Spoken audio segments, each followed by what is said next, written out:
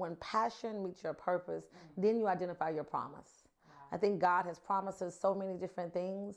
And so when you prepare and know that this is your calling, because although I may not be in secondary teaching high school students, I'm still influencing and changing lives in this role. Hello, welcome to Chat with Charli. We are so excited to have an esteemed guest. Dr. Starling is here today. Thank you so much for being here. It is an absolute pleasure. I wouldn't be no other place. Wonderful. You look very nice. You're giving it all to me. It's very flawless. I'm just saying. Take a pic. Thank you. Hello, it's Charli, your go-to for mastering the art of public speaking and career advancement. Welcome to Chat with Charli, where industry professionals share their invaluable insights and advice to help you excel within your desired industry. Get ready to dive deep into the minds of accomplished individuals as they unravel strategies, share personal experiences, and provide actionable tips that you won't get anywhere else. Okay, so we're gonna start with a public speaking game because you know my passion is the art of public speaking. Are you willing to play with me? I'm willing to play, but games? I wasn't prepared for a game. But... Well, you know, we're gonna play. We gotta loosen up. Okay, we can play a game. So it's a little random, but I could push the button for you, or do you want to push the button? I want to push the button. Okay, so you push it, it's gonna spin, and you tell me what game you land on. Just push the blue or the red side? The white one. Oh, the white one. I was hoping red, but that's okay. I'll push the white one. Game? Game. That's my favorite. I like it. That sounds familiar. Okay.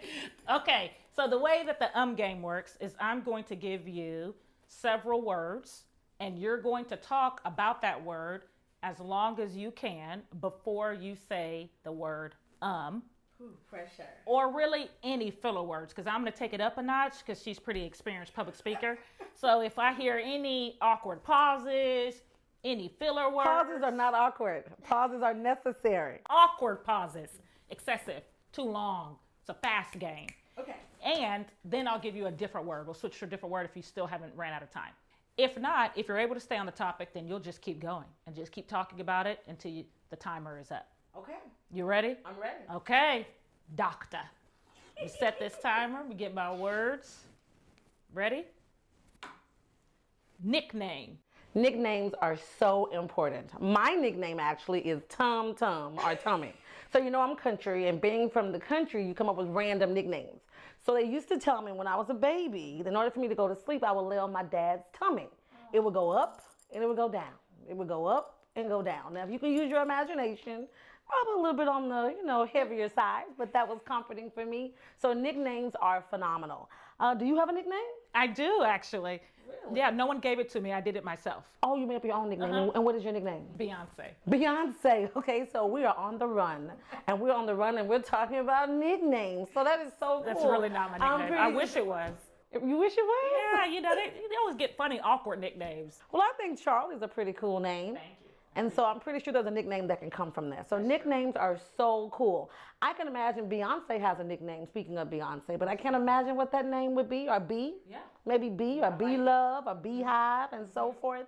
But that is time. Oh, wow. Oh, I mastered that game. I like it. Yes. Very good. I like games. Okay, let us know. And you engage me, put me on the hot spot with it. Absolutely. Yeah, that's not a part of the game. It's not a part of the game? Oh. No. Okay, next time you come on the show, it's just going to be about you. You didn't give instructions. You didn't give those instructions. Oh, so it's a me thing. It's a you thing. Okay.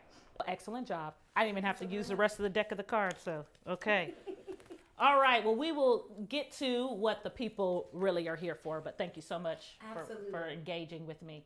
So if you don't mind telling me what industry you're in, and then what drew you to that industry, and what your current role is. Perfect. I currently work in higher education. I currently work in the community college system. I've been in the community college system. This year makes 8 years.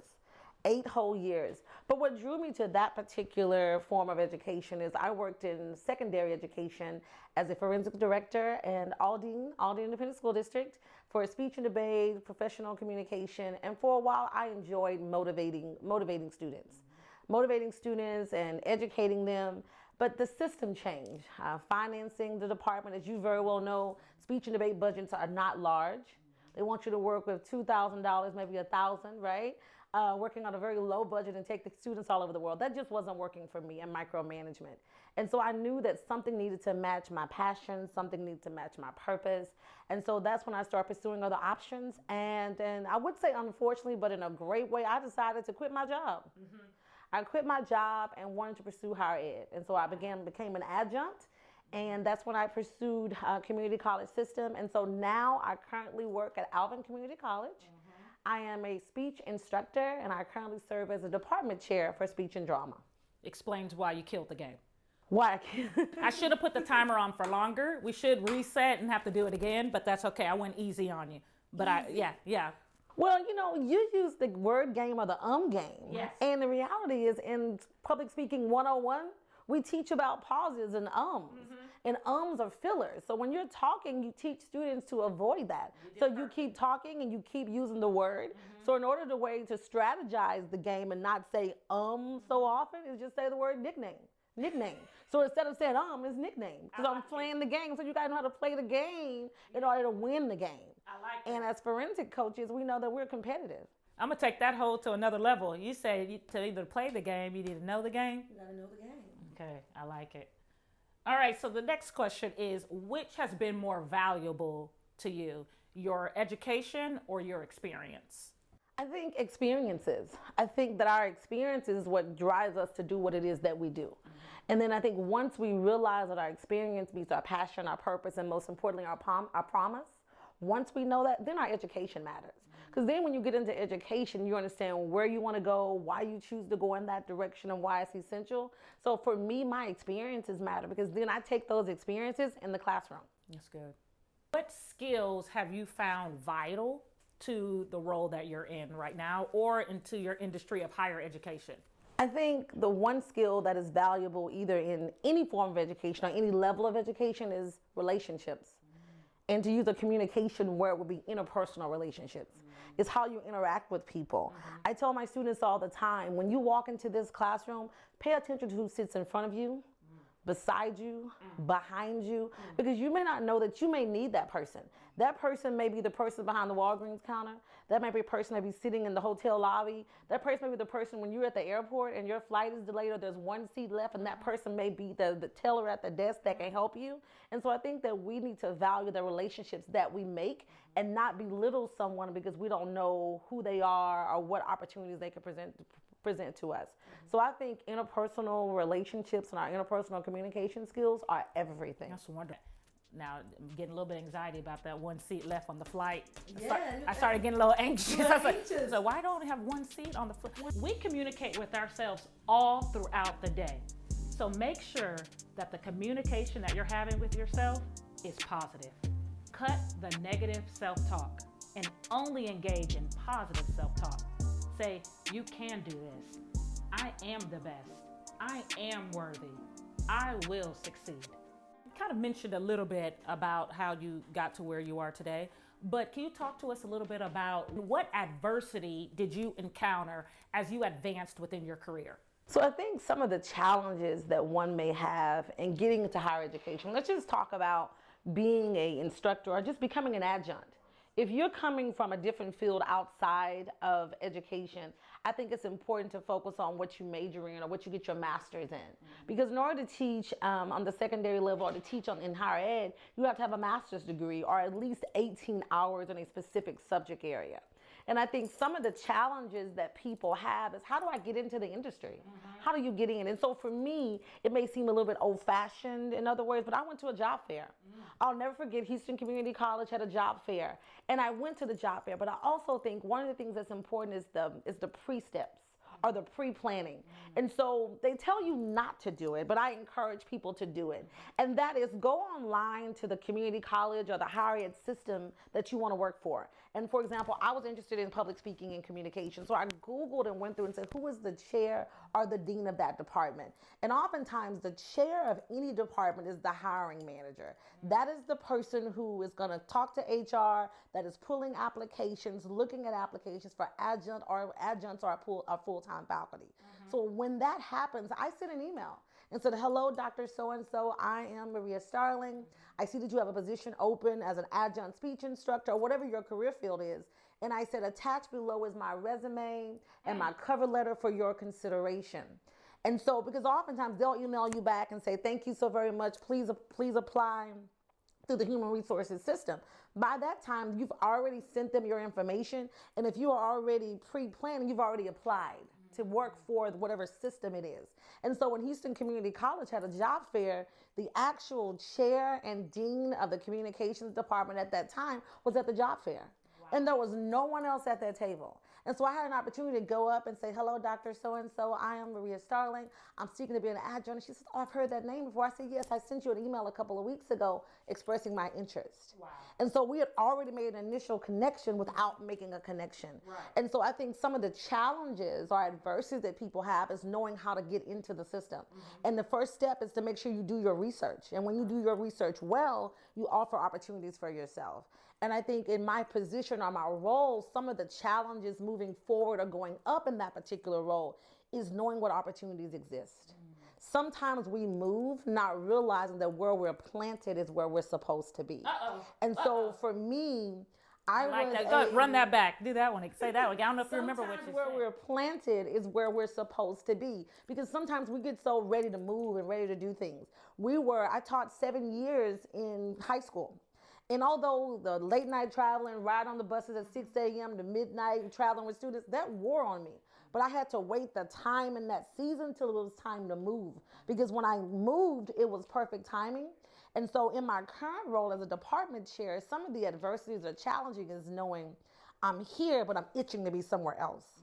But I had to realize that where I'm planted, I needed to learn some things. I needed to see some things.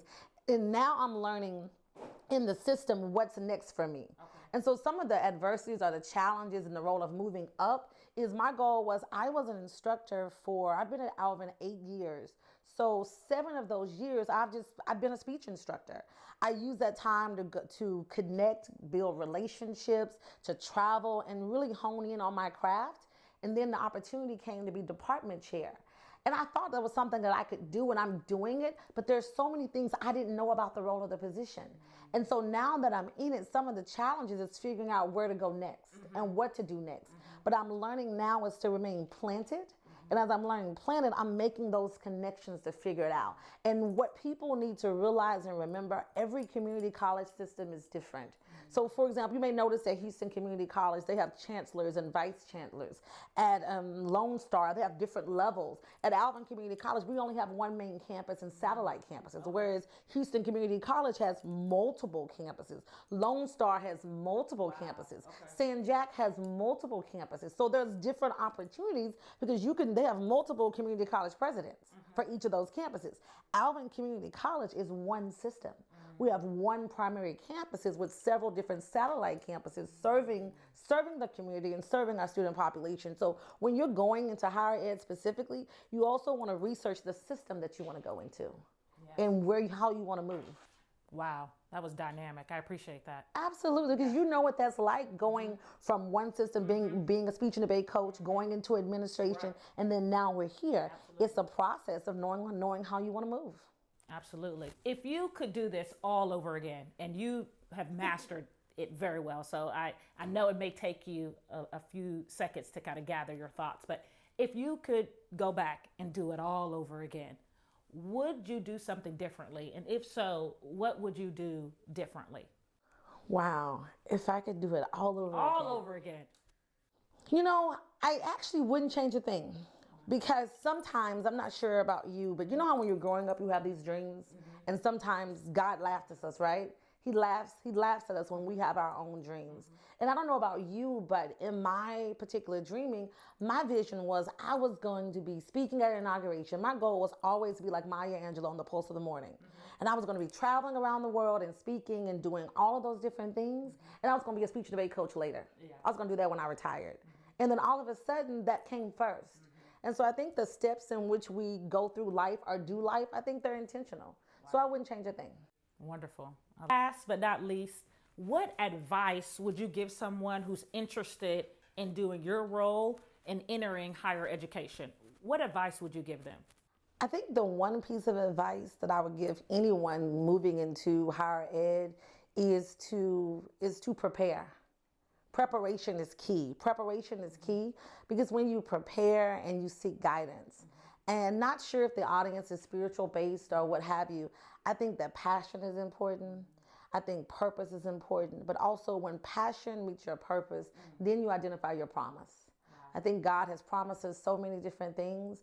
And so when you prepare and know that this is your calling, because although I may not be in secondary teaching high school students, I'm still influencing and changing lives in this role. And so I think that's so important. Whatever you started off doing, there was something that drew you to that. Just find whatever that piece is and apply that to what you're doing. So I think preparation is important because when you prepare, you identify what your passion is. And then from your passion, you identify your purpose, and then you have your promise. So preparation. That is an excellent way to end today's podcast. I really appreciate you being on here. It was an honor. I don't know about you all, but I have been blessed and I have learned so much from you and just this encounter, and then definitely with our relationship that we've had. So Absolutely. Thank you so much for being on the show today. I appreciate you. It was a pleasure. Yes. Yay.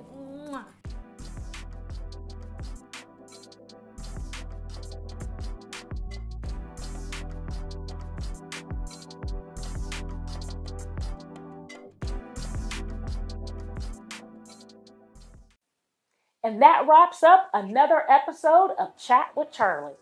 Thank you all so much for joining me today as we explore various topics aimed to help you take your career to new heights. I hope you found today's discussion valuable and insightful. Remember, growth comes from continuous learning and taking actionable steps towards your goals.